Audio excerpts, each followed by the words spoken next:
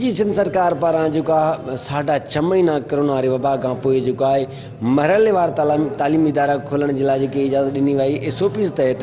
पर जेका वबा जे अंदरि ॻाल्हि कंदासीं त किथे बि कंहिं बि सरकारी स्कूल या गैर सरकारी स्कूल अंदरि SOPs नज़र नथी अचे।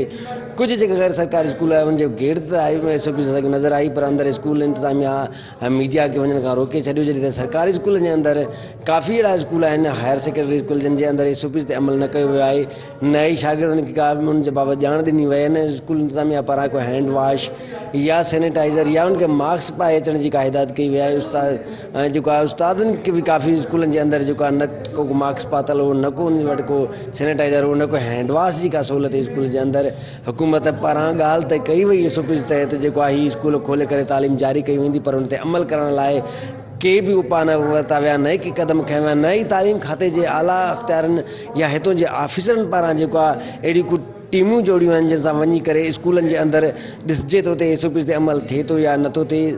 सरकारी स्कूल हुजनि या गैर सरकारी स्कूल हुजनि, उनजे अंदरि हीअ जेको SOPs वारो ऐलान त कयो वेंदो अमल थिए थो नथो थिए। उनजे लाइ बि हितां जी जेकी एजुकेशन खाते जी इंतिज़ामिया आहे या ऑफिसरनि पारां अहिड़ी का बि जेको आहे उपा न वरिता विया आहिनि, न ई स्कूलनि जे अंदरि स्कूल इंतिज़ामिया पारां के उपा वरिता विया आहिनि, शागिर्दनि खे घटनि ॾिनी वई आहे। ईअं पियो लॻे ॼण त बसि का ॻाल्हि ई कोन्हे। न ई स्कूलनि जे अंदरि का सफ़ाई थियल आहे, उते जी डेस्कनि ते मिटी लॻल आहे। शागिर्द पहिरियों ॾींहुं आहे बिल्कुलु 6.5 महीननि खां पोइ, पर शागिर्दनि जो जेको अचण वारो रेशो आहे इंतिहाई घटि आहे। पर SOPs ते अमल बिल्कुलु कंहिं बि हिसाब सां कोन्हे। जी